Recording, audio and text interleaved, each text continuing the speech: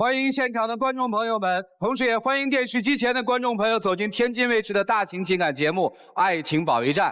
接下来来看看今天我们的节目请来的几位老师是谁？他们是著名的情感作家陆琪老师，欢迎；著名节目主持人莎娜老师，欢迎；心理专家于继静老师，欢迎；涂磊老师，欢迎。了解一下他们如何帮助今天的嘉宾朋友走出情感困惑，认识一下这位吧。各位请看。刚在一起的时候，我觉得你很幽默，可现在你怎么变得越来越贫气，越来越不着调？没事，在生活中找点乐趣就是我的生活方式。你总不能一边享受着我带给你的快乐，一边又批评我不够成熟吧？你已经走入社会了，不能还像个初中生一样幼稚，对工作也不上心，这样我们怎么能有未来？明明是你一直对我有刻板印象，不相信我的能力，我觉得你才是应该改变的那个。掌声有请这一对，有请。小王23岁，来自天津物流，有请小王，有请。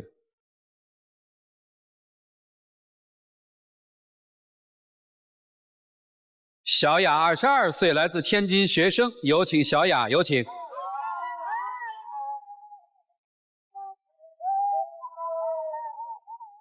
欢迎两位啊！主持人您好。好，交往了1年了是吧？嗯，对。朋友介绍的还是自己认识的？朋友介绍的。小片里说一开始觉得他特别幽默是吗？对，他刚开始挺幽默的，时间长了就烦了。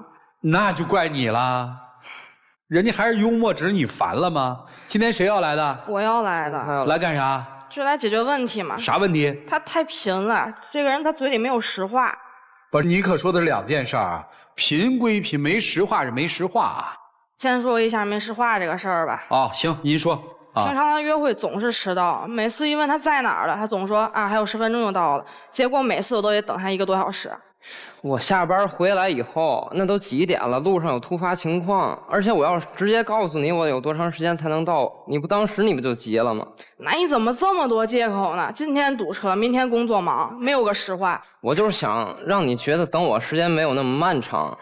我一个小姑娘，大冬天的搁外面待1个多小时，你觉得时间过得很快是吗？你就不能找一个暖和点的地儿等我吗？非得在那么冷的地儿等我？还怪我了是吧？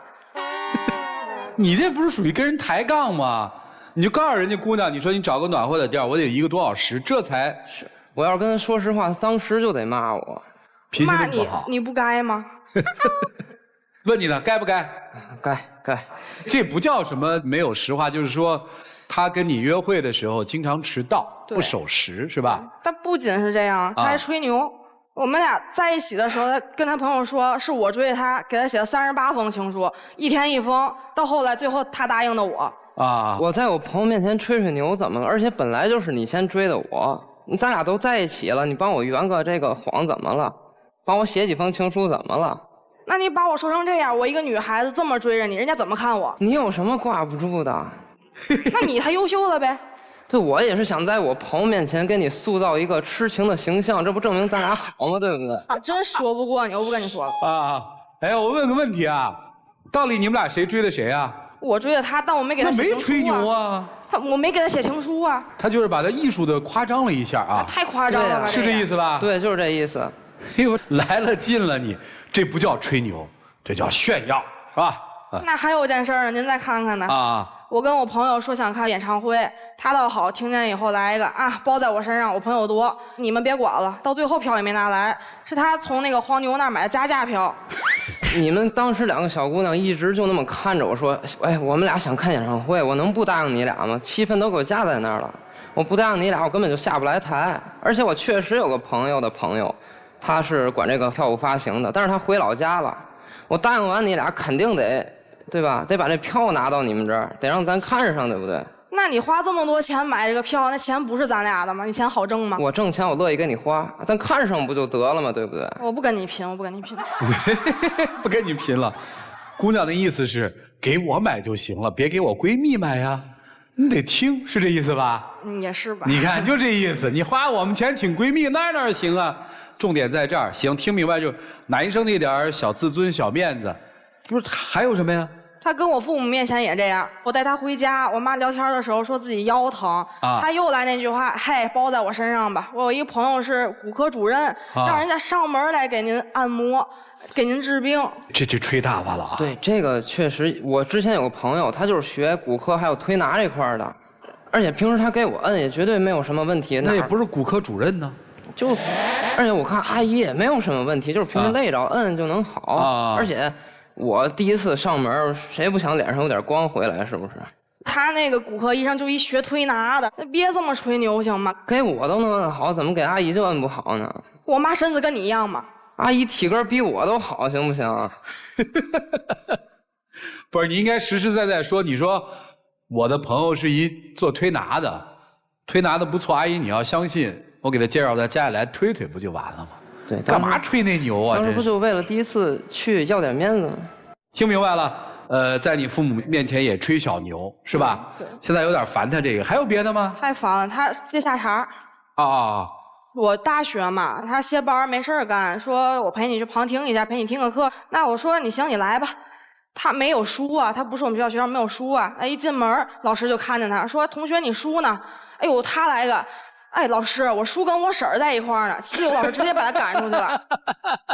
我又不是你们学校学生，而且我接个下茬那是下意识的。再说你们老师一点幽默感都没有，都大学了，我接句下茬怎么了？你倒是有幽默感了啊！他走了之后，那同学都怎么看我的？他可不知道。你们同学都怎么说你啊？没说，倒是那个眼神看我奇奇怪怪的。就说怎么找了这么一个？对。我不也就是为了幽默一下吗？而且我那也是下意识说。不是，你得分场合啊，孩子。你在大学的教室里，咱稍微敬畏一下啊。那是大学的课堂啊，您还不是那儿的学生，您说您还……他不仅跟别人这样，跟我他也这样，而且特别嘲讽跟我说话。女生掉头发不是很正常的事儿。我俩合租的时候，我让他收拾浴室，您猜他说什么？你自己说。就那回我下班比较晚，然后他还让我去收拾浴室，而且那头发越湿越多，就感觉那头发从地里长出来那种感觉一样。我就随口说一句：“哎，你下午是不是化疗去了？掉这么多头发。”您看看他说这话，我身体不好，你又不是不知道。你跟我说这个，我听得得吗？我为什么敢说你这个？我不敢说你胖，因为你真胖。但是你你绝对不可能去化疗，对不对？你当着这么多人说他胖，我都给你记下了啊！这倒霉孩子，他跟他的朋友和我的朋友面前，他也这样，是吧？对。你真这样，孩子？偶尔。那你听我说吧，你偶尔什么偶尔？我跟你朋友一起出去玩，女生化个妆，她带出去多有面啊！她该高兴啊！人家朋友都夸我，哎，女朋友眼睛真大，我还挺开心的。结果他说，哎，你把眼睛闭上，那眼睛上有个脏东西，然后叭的一下把我双眼皮贴给撕了。我那不就是在朋友面前开个玩笑吗？而且你都那么漂亮了，万一我朋友对象嫉妒你怎么办？我不就是把你从天上往人间这拉一点吗？跟他们持平不就行吗？那你凭什么说我卸妆大变活人？这么多人就你眼睛最大，艳压群芳那种感觉，对不对？他们不嫉妒你吗？讲到这儿的时候，听出点余韵了啊！前面可以说是一些无伤大雅的小玩笑，但是你越往下听，可意思就不太对了啊。他不分场合，他这样。我过生日，别的男朋友送女朋友什么鲜花戒指，他倒好，送我一恶搞盒子。当时神秘兮兮塞我手上说：“哎，这个盒里有惊喜，你回家自己打开慢慢看。”我还挺开心的。晚上到家以后，打开一看，叭跳出来一蟑螂，给我吓一跳，直接把那盒给拽了。我送你那盒里有个戒指，你知不知道？戒指你就不能直接给我吗？说这戒指我更生气了。我把那盒子拽了之后，连戒指就也一块扔了。大半夜我俩去垃圾站里找。你知道什么是惊喜吗？先惊后喜。我要直接就给你个戒指，可能你戴一阵，过2天可能就忘了。我要给你个盒子，你是不是得记一辈子这个事儿？我记您一辈子。恨您一辈子，行吧？你觉得这是幽默是吗？这是给枯燥的生活添了很多佐料是吗？对。行，他那个工作呀，生活的态度怎么样啊？还是这种很游戏、很玩闹的态度，还是其实是很认真的？他可不认真生活里嘻嘻哈哈，工作你总得上进吧？工作他也不上进，他觉得享受生活最重要，天天吃喝玩乐。尤其看那街边大爷大妈吵架，哎呦，那劲头我真的拦也拦不住，就差拿个本记下来了。我下班回来看看热闹怎么了？我那是观察人生百态，行不行？而且谁还不喜欢看个热闹？你要有看热闹这劲头，用在工作上，跟他一起进公司的那几个人早都升职了，就你原地踏步。领导说他还嘻嘻哈哈的成天。领导说我难过也是一天，我开心也是一天，我开心过一天不行吗？您可太开心了。他想开心，我让他换个工作总行吧？咱换个工作。他说非要参加说相声、脱口秀大会啊，挺好啊，初选都没过。对，以后再来嘛，啊。是吧？那就是过去娱乐一下嘛，兴趣爱好仅此而已啊。他还有恶习惯，坐没坐相，站没站相，坐那儿抖腿啊，我看着就烦。我回家我偶尔抖抖腿怎么了？我工作那么忙那么累，回家我就稍微抖一下嘛，而且我又没抖你腿。他还有拖延症，我交给他的事儿，要不然就忘了，要不然就一直拖，出岔子了。我俩出去旅游本来就定好的，那时候正好是旅游高峰期，提前订房省得咱没地儿住。他倒好，包在我身上，你放心吧。结果我们俩到之后一间房都没了，搞得我俩还得坐1个多小时的公交地铁去别的地儿住。我那回就是工作太忙，一不小心给忘了，而且咱本来就是出去玩的。别提您那工作了，咱换个地儿玩不也一样吗？而且咱也没住桥洞底下，是不是？咱们也有地儿住吗？我现在觉得他呀，对我真的一点都不上心哦，不上心。他从来不吃醋，我就想看看他吃醋的样子，我就故意说我跟别的男生聊天了啊，我跟别的男生出去吃饭，他倒好来个啊，你去吧，打扮漂亮点儿，别白吃人家的，顺便给我带回来点儿。你看他说是人话吗？你从一开始说我就知道你是诚心这样跟我说，而且你就那么想让我变成那么小肚鸡肠的人吗？你不怕我跟别人跑了吗？你凭什么跟别人跑？我这么优秀，你凭什么跟别人跑？再看你那几个朋友，除了喝酒就是玩牌，我比他们谁不优秀？而且你就那么幼稚，而我对我工作自己的打算也有，你就是现在对我印象太刻板。你平时给我的印象都这样，你让我怎么对你改？就是你对我印象已经定死太刻板了。兄弟，说说你的打算好不好？我工作打算就是再干一阵吧，因为已经干了很久了啊。然后呢？然后就这么干着吧。然后呢？然后辞职换工作。换什么工作呀？还没想好呢。哦，然后呢？就没有然后了。对，所以姑娘，你这感觉是对的。你开始听的时候就觉得小孩挺逗的啊，属于那种特别逗的，逗姑娘开心那种。后来你越往下听，你越发现一件事情。他不是很尊重你，你发现了吗？对，他不仅不尊重你，他对你朋友的态度是酒肉朋友，其实也不太瞧得上，没错吧？对。而在他的规划里面，他对工作的规划叫随遇而安嘛，我听下来，不就干着吗？而在他的生活规划里面，似乎好像也没你们之间的规划。所以你心里有这姑娘吗？有，确实有啊。你喜欢她？喜欢。你爱她？就你爱一个人，这人天天就说你长得丑，你愿意吗？哎，那不就是开玩笑吗？不是，你愿意吗？就偶尔还可以。哎呀，你说我太喜欢你了。你看我男朋友这个谎话精，哎，逮谁就说谎话，特别能吹牛皮。亲爱的，你再给我吹个牛皮，让我们看看好吗？可以吗？那就别。你觉得这是一个正常的恋爱吗？我只想问这句话。不是。如果在现实生活当中，确实就是像他今天在舞台上面这样，每一处每一点都是用这种方式对待你、对待你的家人、对待你的朋友，那可能是另外一个问题了。你听听老师的建议吧，小伙子，你也听听，谈恋爱能不能这么谈哈？我们一起进入丘比特问卷。我看过一个剧叫《贫嘴张大民的幸福生活》，对，你知道那个吧？啊，特别贫。看着很搞笑的一个剧，但他那个整个生活是很沉重的。我不知道你们有没有看过那个剧，就他没房子，院子里面搭一房子，中间有棵树，那棵树就从他们夫妻俩那个床上面穿过去，其实是特别窘迫的一种生活里面，但他特别贫，特别贫。我通过这个电视剧，我想到一件事儿，就你说他不着调啊，不着调究竟是一种生活态度呢，还是一种生活方式？它是不同的。你现在觉得我不着调无所谓，我就是个不着调的人，但是你究竟是把不着调这件事情当成了你对生活的态度，还是你的生活方式？什么叫生活态度？就是不管我遇到什么样沉重的事情，我将来遇到什么样挫折，我始终会以一种不着调的样子面对它，但是我还是要把它度过。就好像张大民他遇到那么多难事儿，他特别多难事儿，老人啊、房子啊，他都扛过去了。在扛过去的过程中，他以一种乐观的、幽默的态度去面对它，这是一种。还有一种是，我无所谓，反正事儿来了，我躺倒就完了，这叫生活方式。我现在就担心啊，你现在这种不着调，慢慢的变成了你的生活方式。你看着好像周围的人啊，好像身边的人有很多也是不着调的呀。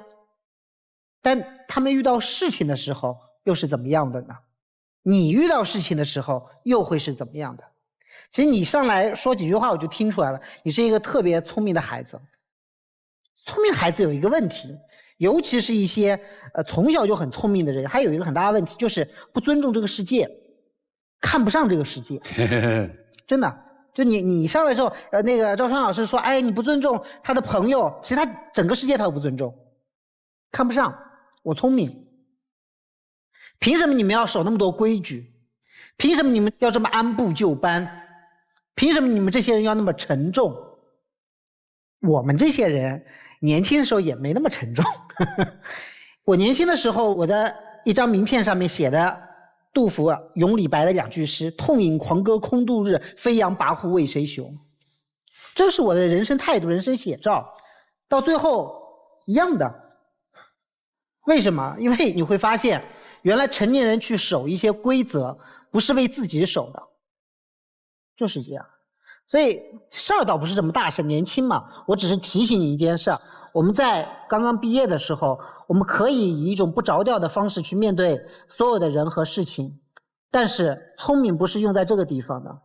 聪明的我们迟早有一天要学会尊重这个世界，因为我们不去尊重这个世界，这个世界迟早是要给你颜色看，无非就是多提点你几句，也没别的。谢谢大家。谢谢陆琪老师。二位好啊。我大学的专业是编剧，写剧本的。然后你知道，我整个4年大学最难过的一门课就是写喜剧。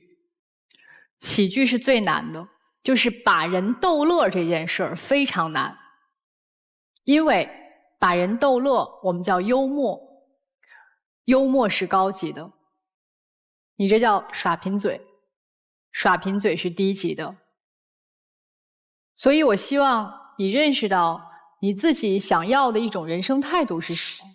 如果你把这种的耍贫嘴当成为幽默的话，那你认知发生了错误。把人逗乐很难，把爱人逗乐更难，需要用心而不是用嘴。所以我觉得无论是从你对待伴侣的态度，对待自己工作的态度，对待人生的态度，就几个字儿嘛，吊儿郎当，不靠谱。一开始我们就大家嘻嘻哈哈一乐，觉得还挺好玩的，但你发现我们这个话题越来越沉重，是因为如果你要一直用这样的一种方式去面对你的人生，面对你人生当中所有的事情的话，你会越来越觉得所有人都会看不起你，因为大家不会把你这种的耍贫嘴当成是一种，哎，你这个喜欢跟你这个人接触啊，当成一种幽默，他们会觉得你这个人不靠谱，极其不靠谱，特别不着调。所以我觉得趁着年轻，趁着还没有发生什么因为这件事情而栽跟头的事儿，赶紧调整你的人生状态和态度。包括你说撕女朋友双眼皮贴的这件事儿，是极其不尊重人的，要好好跟他道歉，知道吗？好，谢谢二位。好，谢谢沙娜老师。谢谢2位给我们带来的这个欢声笑语，但这个欢声笑语呢，味道还是有些变化。一开始觉得蛮开心的，这个录了很久的节目，给我们来点放松。但是说正经事儿的时候，还是这样的时候，我们好像有的时候就笑不出来了，甚至有点是苦笑。我不是很专业哈，这个编剧喜剧，幽默和贫嘴，按照我的理解就是，你得用对地方，是不是？对。啊，你要是在舞台上逗大家一笑，这说实话，这真不是一般人做得了的。在心理学上来分析，幽默的人他的反应能力一定要很强。你比如说，什么叫幽默呢？如果你说了上句，我就知道你下句要说什么了，那我也乐不了。因为给人预期了。你突然下边来一个惊喜、意外，这叫幽默啊！这个需要人的反应能力。按照心理学的一种分型，人的性格，你这属于叫打岔型。这打岔型什么意思呢？就是你说上联，我说下联，一定是给你转移话题的，但是还是有一定连贯性。但是有一个问题哈，就任何事情有利弊，就是打岔型的人啊，他特别希望吸引大家对我的关注，成为这个人群当中的核心。我希望大家都喜欢我，那么这样下来也没有坏处，但是有的时候重心适当的也要转移。该有长辈说话的时候，你就不能抢话；该女朋友出头的时候，那我们就得做陪衬，我们就当绿叶。就是你别把生活当成你的艺术训练场，最后不伦不类，这就很尴尬了。在生活当中，该认真真的做事做人，这个是必须的。而且这种打岔型的人呢，对未来没有规划，包括赵成老师也问到，没有规划，随遇而安，过一天是一天。心态上来讲的话，那我们会觉得，哎，给你竖个大拇指，真是很乐观。但同时呢，我们有很多事儿就给耽误了，这个一定要注意啊。然后跟女朋友这边说一下，你换一个男朋友也有他的毛病，就是曾经欣赏的东西呢，你多了，他也会觉得像吃饭一样，再好吃的东西也有吊胃口的时候。生活没有完美的，如果你觉得它不影响到你整个生活的节奏，大多数还给你带来快乐，那就把它留下。如果你觉得在大多数情况下给你带来的痛苦，那么对不起，这个人可能就不是你标准当中的那个人了，那就要学会放弃了。所以说呢，这个不追求完美，但是你要知道，它主流的东西到底是不是你想要的，好吧？这是给两位的建议。好，谢谢于老师。刚才莎娜说，为什么喜剧很难写？就是一个好的喜剧，在让人得到快乐的同时，任何一个人都不会感觉到痛苦，同时让大家笑过之后还能意味深长，这是好的喜剧。幽默是一种肤浅的深刻，看似肤浅，其实很深刻。但是男生，你的行为是什么？你的行为是恶作剧，你是捉弄别人。就是你的那种逗大家一乐，一定是要找一个牺牲品的，你是一定要取笑一个人，然后让这帮人来乐的。那为什么这种方式超过了一个或两个之后，大家就笑不出来了呢？因为大家在笑的同时，有一个人在难受，大家就觉得这是在恶作剧。我们的欢乐是以他为痛苦，你明白我的意思吗？明白。所以如果你真的觉得自己要做一个幽默的人，你得让大家在感受到快乐的同时，没有哪一个人在这种欢笑当中独自的感觉到痛苦。至于你，其实生活当中也有一部分女生是像你这样的，你有一种说不出的感觉，不知道是难受还是舒服，自己的男朋友伶牙俐齿。有些女生觉得，哎，这是一种骄傲，她能逗自己开心，虽然这种开心的有点不太舒服，但总觉得也算是生活当中的一乐。但是你就渐渐的在她耍贫嘴捉弄你的这个过程当中，你就慢慢的从一开始的惊吓，最后变成了苦笑。但是你的自尊在被他的这种行为过程当中，久而久之的也几乎就没有了，你就对他哭笑不得。你说他幽默吧，你又不是发自内心的想笑出来。你要说这个人是有多坏吧，你也不愿意深刻的去谴责他，最后就变成了打也不是，骂也不是，分也不是，合也不是，生活就过成了这样。所以女生们一定要记住，男生的幽默和逗你开心一定是由衷的，不是嘴皮子很溜，恰恰是嘴皮子很笨。他那种笨拙的样子逗你开心，他努力的样子逗你开心，他为了让你开心不惜让自己很尴尬，我觉得那是真想逗你开心，而不是他轻松的取笑你几句，你很尴尬。那不叫幽默，那叫捉弄，分清楚，好吗？就这样。好，谢谢涂老师。贫嘴张大民的幸福生活小说嘛，一棵树的故事哈。你看贫嘴张大民的幸福生活为什么特别舒服？因为他每一次对生活的戏谑，绝不是戏谑到别人的身上，而是戏谑在自己的身上。我要特别跟女生说的是，就是他这样的方式，在我看来，可能我上升得很高，我觉得就叫不尊重。在你们的这个交往当中，我看不到你对他的尊重。他的生活态度可能就是这样了。你要不要跟这么一个人过一辈子是你自己的事儿，毛病就放在那儿，尊不尊重、喜不喜欢都在那儿了，你接受，别人没什么话说。有些人可能一句话都没有，他能让他身边的女人每天都带着笑颜，对吧？有些人可能就是天天满嘴胡说八道，你也不知道他说的是什么，但是他身边那个女人听的就是开心的。而你是什么？你取悦了所有的人，让你的女人背地里伤心，这就是区别吧。好好想想吧，小子。来，接下来一起进入真情60秒。跟你在一起已经1年多了，刚开始确实是因为你很幽默吸引了我，但是时间长了就真的烦了。就希望你接下来能够改正这个缺点。虽然我也有错，我有的时候总是向你发火，不好好跟你说话，但是你是真的太不正经了。如果你以后还继续这样的话，我就要重新考虑一下我们之间的关系了。每个人生活方式不同，以后咱俩还得需要多磨合。我也希望你以后就是改掉那个乱发脾气的毛病，好不好？来，请亮灯。谢谢两位啊，请回吧。就是他怎么还会认为这是一种幽默呢？啊，我就不明白啊。来，请关门。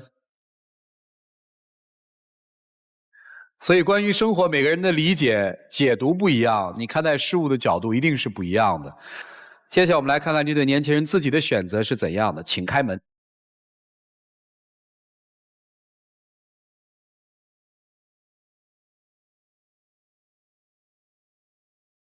有一种悲伤是少之于你分开思念，微笑面对生活，把这个变成一个小段子。来一段啊！改变吧，这当是一个过程嘛，这是一堂课嘛。谢谢你，来，请回。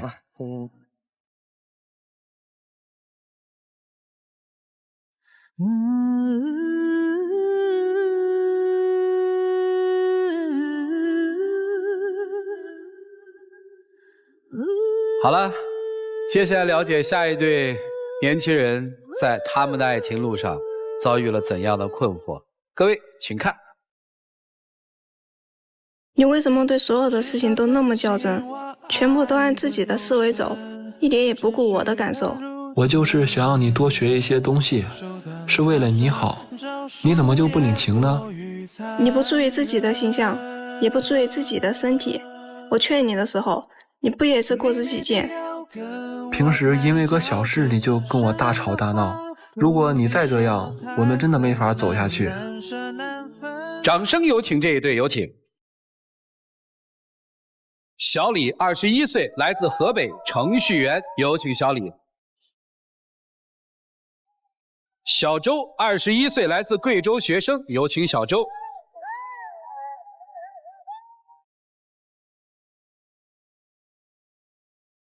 欢迎两位啊！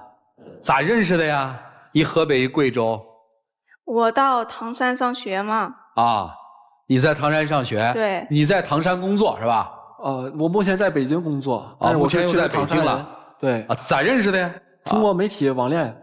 啊？媒体网恋。媒体网恋。我俩是网友，然后之后见面，然后觉得他还行，长得高高的，然后也挺符合我择偶的标准，后面就好上了。今天为什么而来啊？他想来的。你为啥来？因为我想跟他提分手。哟呵，为什么呢？对，因为他总是把他自己的想法强加在我的身上，这让我有些接受不了。主持人，你知道吗？他对我特别冷漠啊。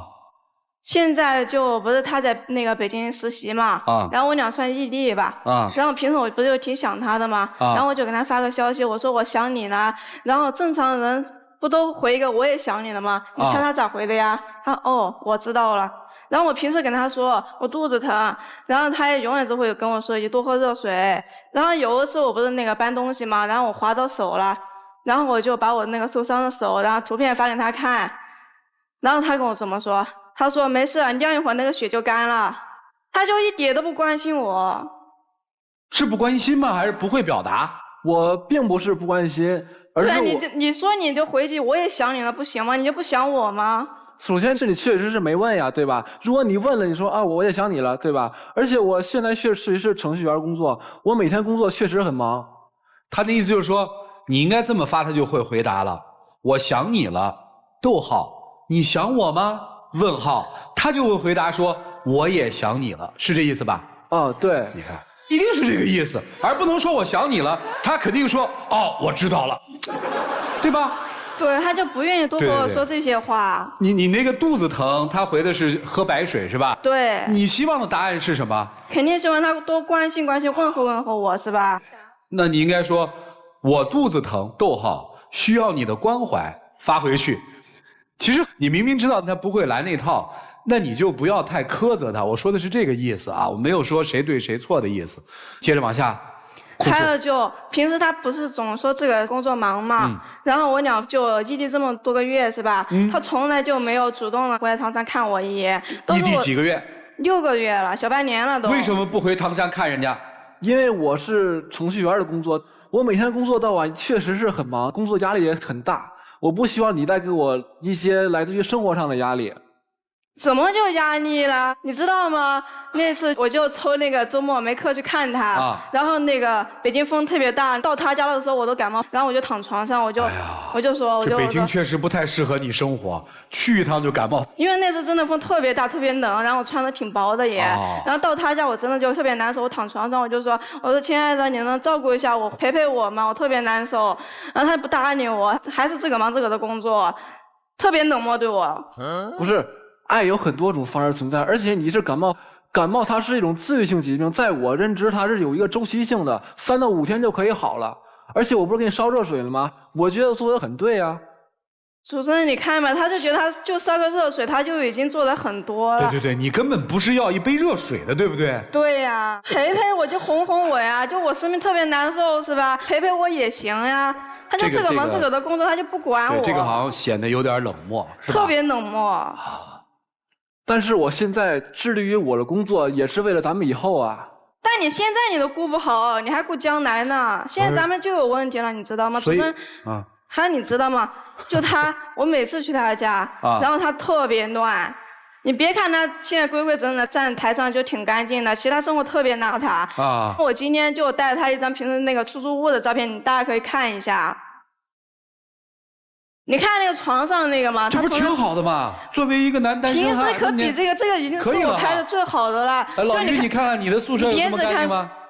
就像他那么大的时候，你宿舍有这么干净吗？那时候啊，跟这差不多。差不多。那个没拍出来，主持人，你别看那个挺干净的，其实他那个床单估计也就6个月没洗过了。哎呀，那是有点味儿哈。然后他那个袜子你知道吗？他从来不洗，就堆一堆，然后那袜子都硬了，都立得起来了，你知道吗？还有我和他在一起1年多，就只见他穿过1条牛仔裤。我问他你洗过吗？你天天穿，你洗过吗？那条牛仔裤？不是，我现在很讨厌的一种想法就是想当然。在你看来我的房间是很乱，但是在我看来它是乱中有序的。我就是喜欢这个样子。那我不也为你好吗？我就不是想让你过得舒服一点吗？你知道吗？那时候我还主动的帮他收拾，然后他还怪我打乱他的布局，怎么能有你这样的呢？我不是为了你好吗？不让你过得更舒服一点吗？我知道你是为了我好，想让我过得更舒服一些，但是你这样做，反而给我感觉你是在帮倒忙。还有主持人，你知道吗？他能邋遢到什么地步？他的那个头，他2周可以不洗一次。他洗脸，他都不用洗面奶，就随便用毛巾擦擦。和我出去也是这样，每天都油头满面的。我就让他2天洗一次头，然后让他每天用洗面奶洗脸，他还对我生气。不是，我个人理解啊，说洗头过于频繁的话，可能会导致一些皮肤性疾病，甚至会皮的毛囊炎、过敏性皮炎。你说白了就是脱发，是吧？啊，对，我一天洗2回头，所以我脱发脱得厉害啊，现身说法啊。但是我也做不到拿洗面奶洗脸，我从来不用洗面奶洗脸，现在还是，就这么多年从来没用过啊，没什么。但你说他自己不爱纹身，你别再控诉他了，姑娘，你还没搞清楚局势呢，人家现在提出跟你分手了，你还在这喋喋不休的控诉，你，那你知道我和他在一起1年多，你知道吗？然后我每天为他付出这么多，是吧？我对他多好，我对你还不好吗？你还不满意吗？就突然就和我提分手。咱俩在一起1年多了，你这是很长时间都在把你的想法都强加在我的身上。我怎么就强加？我是不是为你好？你说，你就说你的头发吧，就以前在一块的时候还好，我还能管他。去北京之后，我真的是管不了了。白天就打游戏、看电影，晚上他才写程序做开发，然后就没有精神的时候他就抽烟，有时候一抽就1整包1晚上。然后你说，你看你的头发怎么掉的？我说你还不听，我是不是为你着想呀？不是，我给你解释一下，在各个行业都有各个行业的特色，在我们开发这一行业，就是从发量来判断一个人的能力水平。我头发确实是少，但是这也是就你水平还不行，对吧？对，得把你的头发全剃光了，不是你就算高手了。他是以另一种形，但是他在我女朋友这儿，我看他是我平时总熬夜或者作息不规律这种方式掉头发啊。但是我想的掉头发，这就是我努力工作了。就是你以掉头发为荣。掉头发是你工作好的一个标志，是这意思吧？可以这么理解啊。这个我不太了解。主持人，你看我是不是为了他着想呀？是不是为他健康着想啊？这个他都能怪我。但是你挡了他上升的通道啊！他觉得他要不掉头发，他说不过去自己心里。你明白？他说什么都有他的道理。是。你知道，就是我们平时聊天，他和我聊的最多的是什么吗？他就和我聊他那些程序的那些知识，我都说了我听不懂，然后让他别和我说，他还非逼着我和他一块学，你知道吗？你说我学那个干啥呀？我又不是学这个的，我听得懂吗？爱情就是让2个人相互促进、共同进步的一个过程。我只是把我认为很美好的东西分享给你，有问题吗？那你说你工作你这样就算了，你生活中你还这样？就上回咱俩出去看个电影吧，那看电影是多浪漫一个事情，是不是？然后那个《流浪地球》是吧？多科幻一个电影呀！然后2个多小时的电影，你能在我旁边叨2个小时，你就一直叨叨，一直说这个不可能，那个不现实。你觉得你看个电影你至于吗你？请原谅，我是一个理科生出身的，我比较喜欢用科学的角度去看待问题啊。从科学角度来讲，这电影它利益本身就是错的，靠人类力量怎么能推动整个地球呢？我想第一它是科幻啊，第二小说的本体主题并不是现在电影的这个主题，所以我建议你可以去看看小说，然后你可以考虑一下现在电影传播的大环境，然后你再对这部电影做一个影评更好。我不跟你探讨科学的问题啊，别理科生是什么，你不要拿这个东西说事儿嘛。我们身边有理科生嘛，有好多理科生嘛，我们不这样，对不对？对呀，是吧？他跟我说这些，我根本就不感兴趣。所以姑娘，我劝你一句，就分手吧。你这也不好，那也不好，你不分手还干嘛呀？我也想问他，你说咱俩在一起这么多年，不是人家要跟你分手，你为什么不同意分？他为什么要分手呀？你是觉得我明白了，我付出了这么多，对，我都对你这样了，你还敢甩我，是这意思吧？对。回答一下，因为我早就已经说过了，说我不喜欢你的那套行事风格，甚至想把你的风格强在我的身上，逼迫我自己去做一些我不喜欢的改变。你就说我说那些是不是都是为了你好？是不是都是为了咱们能够更好、更远的走下去？你的想法我理解，但是你目前就是不要太迫切的去要求我。我就再说另外一个事情吧。行，你说事儿啊。咱们不是平时就出去吃个饭吗？我也不知道他咋想的，每次就只固定吃一家，然后还固定一个位置一个菜，你知道吗？然后有一次我特别尴尬，就那个位置被别人坐了，他还去要求别人能不能让给我们，这么尴尬的事情你怎么说得出口呀？而且他不光研究那家饭馆的菜品价格，他还研究人家服务员，特别是女服务员，然后还研究人家有没有男朋友。我是问你去吃饭的还是去那个看小姐姐的呀？我当然是去吃饭的呀。但是因为现在时代不同了，他现在吃饭不仅仅是为了吃饱，而是为了去享受他那种服务。我为什么会每天就是固定吃一家，就是因为他家性价比最高，服务态度最好，卫生环境好，包括一系列流程都感觉给我体验特别的好。就是平时的就小菜馆。这臭小子，你这不像理科生的思维啊！但是确实是这么做呀，因为我刚刚已经说过时代不同。行，那你研究人家那服务员干什么呀？因为一个人长相确实能影响到我的一个吃饭心情。那你能不能想一想，我是你女朋友，我还在旁边呢，你就去问人家小姐姐是不是单身，有没有男朋友？你问这个干嘛呀？我觉得我做的是正确的呀。不是，你问人家有没有男朋友干嘛？有男朋友你就吃不下去了，没男朋友你就吃得下去了？没有。那是为什么呢？我感觉我做的是正确的这个事情。所以这就是我奇怪的地方。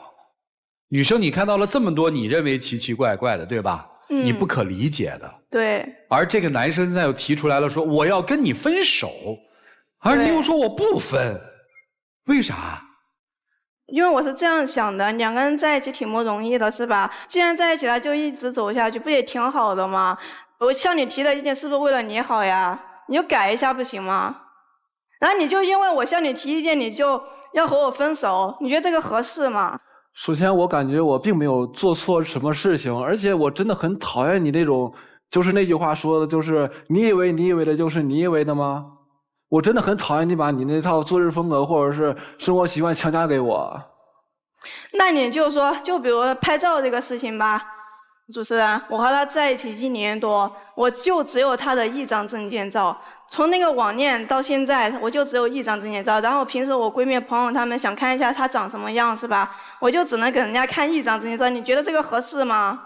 我觉得挺合适的呀。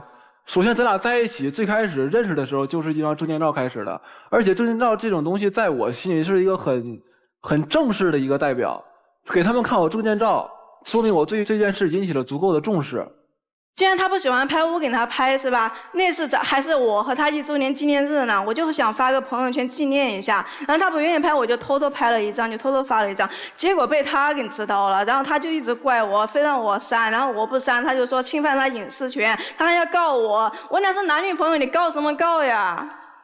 这话我就直跟你说，我不喜欢拍照，而且。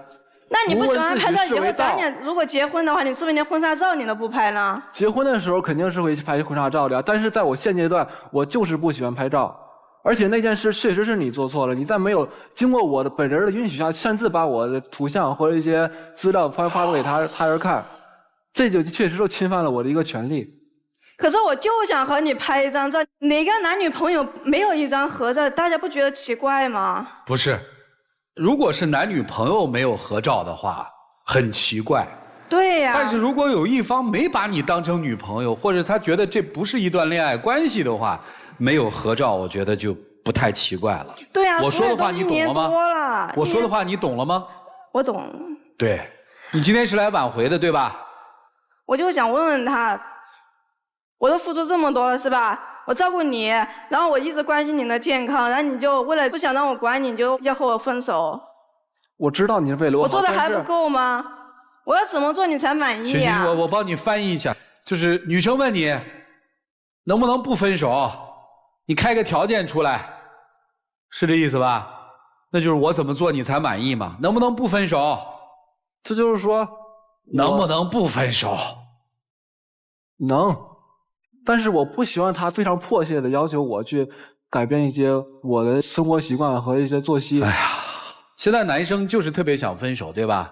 分手的理由是因为女生强制给你太多你觉得不舒服的东西。对，女生现在其实特别的委屈，我为你付出了那么多，我都是为你好，你怎么好意思跟我提出分手？是这意思吧？来，老师们，你们看看应该怎么办吧？一起进入丘比特问卷。这姑娘有点傻哦，怎么还没听明白呢？她跟你分手的原因就是因为你付出了那么多，哎，明白吗？就因为你付出那么多，所以她才要跟你分手，她不想要这些，所以你不要说了，我为你付出那么多。哎，我问你一个问题啊，就你身上这个格子衬衫是你自己的呢，还是编导要求你穿呢？哦，就是我自己的，是你自己的是吧？啊，对。为什么问你这个？其实我想跟大家讲一个我自己的一个体会、想法。现在很多人对程序员是有刻板印象的，对吧？穿格子衬衫，特别理性，然后不通人情世故，没有情商。但是其实恰恰相反，是因为我们的很多影视作品去刻意表达这种刻板印象，导致很多程序员向这个印象去靠拢。所以很多程序员觉得我就是个程序员，所以我就应该是像谁谁谁那样的。不对的，你在被某一些影视作品改变。凭什么一个程序员就不能是穿的特别好，或者说一点不邋遢？不是别人对你们有刻板印象，而是你们被某一种刻板印象所影响了。这是我要跟你说的第一个事儿。第二个事儿呢，尼采啊在《悲剧的诞生》里面讲述过一种人，说这种人啊是被求知欲给束缚住了，认为逻辑和知识可以拯救一切，可以治愈一切。这世界上确实有这样的一种人。后来我就思考一个问题，就是我们对于理性和逻辑的崇拜是不是过度了？不是说逻辑和理性不好，我也觉得逻辑理性很好，但是过度的崇拜，认为只有逻辑和理性才能让我们变好。一个纯理性的人是可怕的，你自己想一想。为什么？因为你不创造情绪价值，你们不关注别人的感受，只想这个逻辑通不通。为什么刻意的要把自己变成一个纯理性的人？为什么不愿意去真正的去感受一下别人的情绪，去感知一下别人心里面到底是在想什么？不要总觉得因为我是理性的，所以我一定是对的。最后一句话跟姑娘说，为什么你陷入到现在这个状况？不是谁对谁错，你要跟他争论谁对谁错，你就进入他的思想和逻辑了。你最大的问题在于，为什么你站到这个舞台上，所有事情哗哗哗在说他那么多细节，过度依赖，你过度关注这个男人了，把注意力收回来一点，别人才会更爱你一点。就这样。好，谢谢陆琪老师。二位好，我就说你们两个人之间的问题啊。姑娘，问题的根源我说的再直接一点，陆琪老师刚才说就是因为你的付出嘛，我再说的直接一点，问题的根源就是因为不爱嘛。我不觉得说任何一个学理工科的或者什么，他可能是有种种身上各种各样的问题，但是我认为爱情这个东西它就是一个非常感性非常直接这么一个东西。我不相信任何一个男人在看到一个自己非常心爱的女生的时候能够还那么理性的跟她说那么多的话。男生是不注意自己的个人卫生，是很多男生都这样，但是我相信如果这个男生足够爱这个女生的话，他一定会想尽办法在这个女生面前展现出自己最优秀的品质，自己最好的一面，最好的精神面貌。所以我觉得问题的根源很简单，就是因为不爱。然后我想跟男生说的一点是，你知道你让我们不舒服的地方是在于你没有那么爱，或者说不爱可以，但是你不能把自己那些比如说不好的生活习惯不以为耻反以为荣，找各种各样的理由。然后包括你说去那个饭店那个问人家服务员是否单身的那个问题，你还说我觉得我没错，你好好说你有错吗？有啊，有。你当着自己女朋友面问人家别的女生你是不是单身，你这不就明摆着欺负人家吗？就是欺负人家喜欢你，欺负人家爱你，我怎么着都行，你反正都得忍着我，都得受着我，谁让你要为我付出，你乐意呀？你这就不厚道了吗？对不对？你可以告诉他，你可以跟他说我没那么喜欢你，或者说我发现我没那么爱你，我们分手吧，都可以，反正都是早晚要造成伤害的呀。但你不能这样，对不对？所以明白了吧？根源已经说完了，如果你还要继续的话，你还要问那么多为什么的话，那他给你的答案就是刚才那些无厘头的答案。好好想清楚吧啊！谢谢。谢谢莎娜老师。我特别想说一句话，你们俩谈恋爱真不科学。说到科学呢，我也有委屈。那个心理学早些年是被批为伪科学的，后来又被承认是科学。但其实科学只是认识这个世界的一个角度，不是全部。而且真正的科学啊，是不强求说绝对化的，不是100%的。你给我的感觉，你好像就是科学的代言人。你要这样的话，你有点糟蹋科学了。科学也是讲究概率的，是不是？哎，只是更信任数字。我们既不能否认科学，也不能完全科学就是全世界，不是的。南方呢，总是用所谓理性就要科学，然后呢来去讲一些对和错。但实际上呢，情感这个东西，它也有它的科学性。在我看来呢，你不太会科学的谈恋爱，因为人除了理性之外还有感性的，对不对？谈恋爱嘛，那不就是感性的东西在里面吗？然后我们再说一下这个女方，今天我看你不是想复合的，你是想争口气的，对不对？觉得这股怨气，觉得我付出那么多，为什么你还有资格来提出分手？那实际上呢，在感情当中啊，付出和回报不见得划等号，尤其是错误的付出。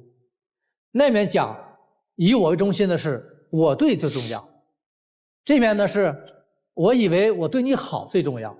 你们俩目的其实都有一个，就是想让对方按照自己的方式去做事，都想改变对方。对任何人来讲都是不舒服。所以我说你们俩谈恋爱是不科学的，你们俩都想改变对方，最后谁也改变不了谁。这边想分手，其实你也不想过了，只是你觉得对方先提出分手，心存不满而已。但是话又说回来，感情这个事情要讲究的是一种感觉，甚至把理性放得更小一点，这才叫感情。所以有时候我们经常讲，家不是讲道理的地方。所以有好多人啊，在沟通当中这样，就是赢了道理，却输了感情的太多见了。你就是为了争了一个，最后为什么我付出那么多，你不要我？你就争一个对错，最后你俩结局是什么呢？感情没了，对不对？所以说今天我们把那些对错放在一边，你不要说我对你好怎么样，你也不要说我是对的怎么样，就平心而问，在一起快不快乐？1年了，这是你们衡量的标准。快乐继续往下走，如果能调整再尝试，如果都是痛苦，发现不但做了无效劳动，甚至还伤害别人，那么不妨分手，找各自合适的人，对你们来讲可能是一个新的出路。好，谢谢于老师。送你们2句话，非常贴切。一句话送给男生，一句话送给女生。送给男生的话是：没有感性的理性，不理性。送给女生的话是：没有理性的感性，不感人。男生的话是什么意思呢？没有感性的理性，不理性。如果像你这么活着，在生活当中没有一点对于生活的态度、情感和生活的反馈，没有一点涌动，你那不叫理性，你那叫冷漠。但凡是科学家或者是创造者，往往都有强烈的情感。如果没有这个强烈的情感，没有办法去推动它，去实现内心的创造。创造是需要感性的。简单的来说，作为程序员，我原来是个程序员，做 Java 程序设计。理性是我们的饭碗，感性是我们的生命。我们在写代码，在做创作的时候是需要感性的，但是在执行的过程当中，又需要有理性的构建，对吧？所以你不是没有感性的。如果你纯粹拿理性这一套来对付这个女生，那只能说像莎娜所说的，你不爱她。对于女生来说，没有理性的感性不感人。为什么你这么爱她，为她做出了这么多，我们听下来一点都不感动呢？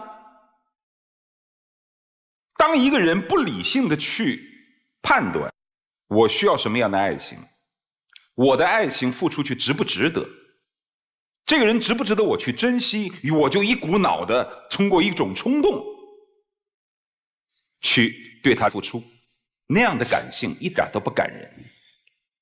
恰恰是当你理性的去判断，有过一番冷静的思考，这个人是有缺点的，他不是完美的，但我理性的判断之后，这是我需要的，但是我在需要他这部分优点的同时，我又得去克服一些我难以忍受的缺点。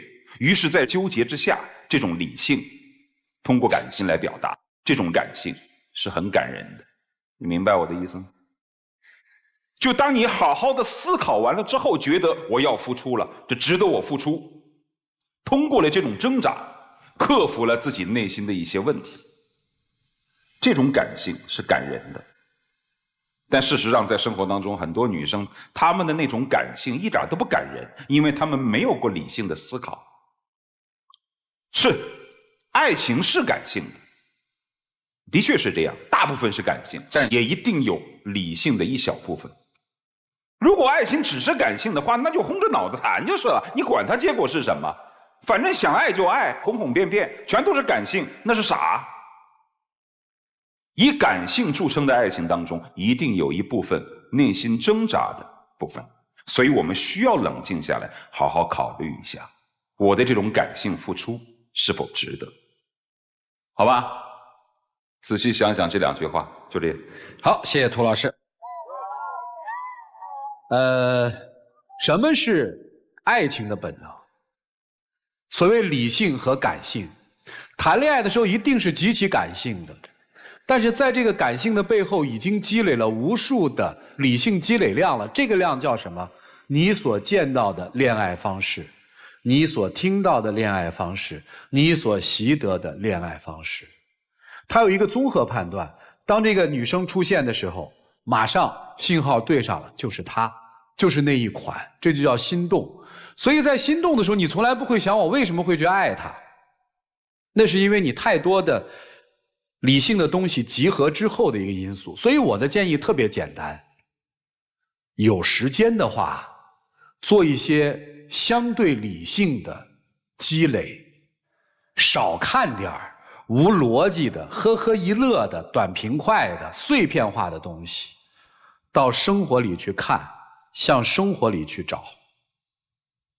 最简单，请问，一个人最重要的是什么？尊严吧。当别人去践踏你尊严的时候，你应该做的事情是什么呢？这就是本能。如果你平常没有这个我的尊严可以随便被践踏，那你可以谈无数种那样的恋爱嘛。就是面对别人践踏你的尊严，面对别人践踏你的底线的时候，你还要坚持吗？姑娘，对于一个不爱自己的男人，何必那个念念不忘呢？来吧，接下来的时间留给你们，一起进入真情流程。在一起的这1年多，我也很多次问过你有没有爱过我，你都说爱过。就因为你的一个回答，说我愿意一直照顾你，一直关心你。可是我怎么也想不到，有一天你会因为我管你管得多就要和我提分手，我都不知道要怎样做才能让你满意。首先，离地站确实是要考验一下的，而且我现在的工作压力确实也很大。我希望你不要总是强迫性的给我加一些我不喜欢的东西。如果你再这样下去，我真的很难以接受。我也只是希望我们能有一个更好的未来，所以我才希望你改变，你懂吗？改变是需要一个时间和过程。我只是怕失去你，你懂吗？改变确实是需要一个过程，我可以改，但是你不要迫切的要求。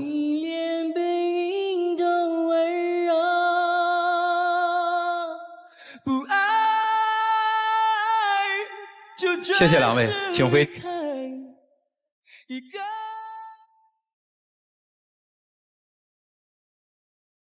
来，请关门。接下来就看看他们到底怎么选择了。来，请开门。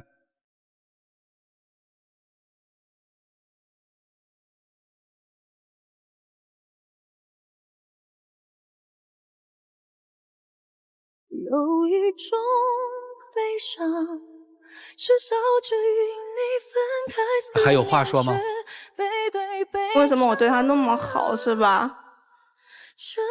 其实人类的历史和人类文明的长河中，有太多我们想不清楚的难题，但是我们也就这么过来了。爱情也是一样的，这道题你没解答正确嘛，解题公式不对，所以他走了。再说了，感情可不是数学公式啊。谢谢你，请回。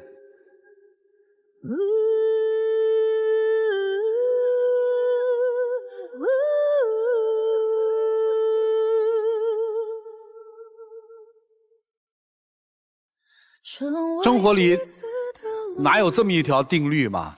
就是付出就一定会有回报嘛？生活里也不会有这样的定律嘛？就是付出等于回报嘛？没有的。生活的定律永远是没有付出就一定不会有回报，有了付出不一定有回报，这就是生活。情感世界也是一样的。好，让我们一起进入爱情保鲜剂。有网友提问说，我和男友相恋5年，他自从换了工作以后越来越胖。我每次跟他谈这件事的时候，他都会发火。他现在总加班熬夜，而且他每天都吃外卖，什么不健康吃什么。我让他改这些毛病，他还跟我发脾气。我求他换一份工作，但是他根本不听。我跟他闹过好几次分手，可是处了这么多年，我狠不下这个心。我该怎么办？我想胖啊、不健康啊、外卖啊，这些可能都是你的借口或者挡箭牌。你其实真正介意的是，他换了工作之后，每天加班，没有更多的时间陪伴你了吧？我想心里面想什么就要直接说出来，千万不要让对方去猜，否则的话，关系会很难维持下去。两个人在一起最重要的就是沟通，彼此真诚相待。所以打开天窗说亮话吧，祝你幸福。让我们再一次用热烈的掌声，谢谢4位老师跟我们做的精彩的分享，谢谢他们。感谢现场以及电视机前观众朋友们的收看和陪伴，下期节目再见，谢谢大家。